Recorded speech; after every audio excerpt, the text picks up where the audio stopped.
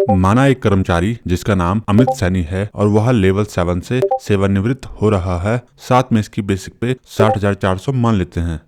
इस कर्मचारी ने अपने पेंशन ऑप्शन में एनपीएस के बजाय यूपीएस ऑप्ट किया है। अब हम इस कर्मचारी की 3 अलग अलग सर्विस पीरियड के अनुसार पेंशन कैलकुलेट करने की कोशिश करेंगे।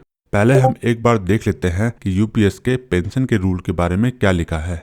भारत सरकार ने 24 अगस्त 2024 को रात 8:33 पर एक पीआईबी जारी की। पीआईबी यानी प्रेस इन्फॉर्मेशन ब्यूरो। इसके अनुसार कर्मचारी को एवरेज बेसिक पे का 50% पेंशन मिलेगा।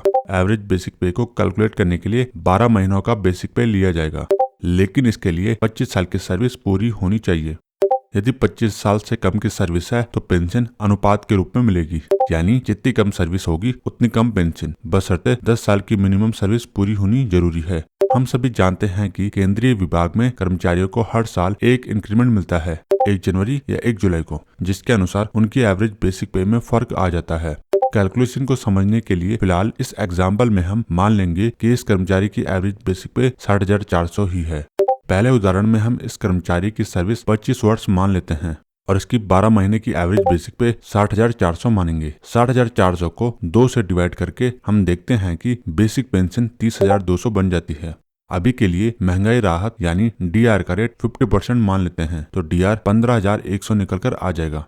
बेसिक पेंशन 30,200 और महंगाई राहत 15,100 दोनों को ऐड कर लेंगे तो अमित सैनी, जिसकी 25 साल की सर्विस के बाद सुपर एन्युएशन होता है, उसे 45,300 पेंशन मिलेगी यूपीएस में। ध्यान रहे, इस वीडियो में हम पेंशन का कम्यूटेशन नहीं कर रहे हैं, न ही अभी यूपीएस में पेंशन के कम्यूटेशन के बारे में दिया गया है। ओपीएस में ज्यादा पेंशन मिलेगी या यूपीएस में, हम इसका एक वीडियो पहले ही बना चुके हैं, जिसका लिंक नीचे डिस्क्रिप्शन बॉक्स में दिया गया है।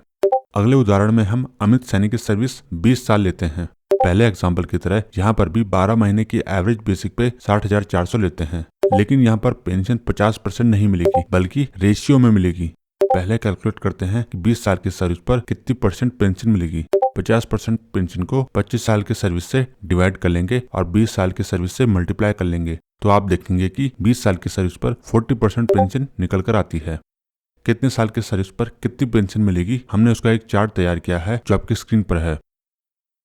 हम वापस अपनी कैलकुलेशन पर आते हैं और बेसिक पे 60,400 का 40% 24,160 निकल कर आ जाएगा, यानी इस कर्मचारी की बेसिक पेंशन 24,160 हो जाएगी, जबकि 25 साल की सर्विस पर 30,200 निकल कर आई थी। यहाँ पर डीआर 50% ही रहेगा तो महंगाई राहत 12,080 हो जाएगी। इस प्रकार इस कर्मचारी की नेट पेंशन 36,240 हो जाएगी। हम अपने तीसरे एग्जाम्पल में आते हैं। यहाँ पर हमने अमित सैनी की सर्विस 12 साल ली है। एवरेज बेसिक पे 60,400, 12 साल की सर्विस पर पेंशन 24% मिलेगी।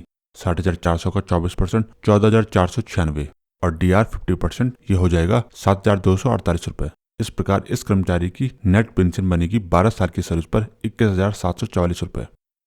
इस प्रकार हमने देखा कि अमित सैनी की सेम बेसिक पे पर 12 साल की सर्विस में लगभग 22,000 पेंशन बनेगी, जबकि 20 साल की सर्विस पर 36,000।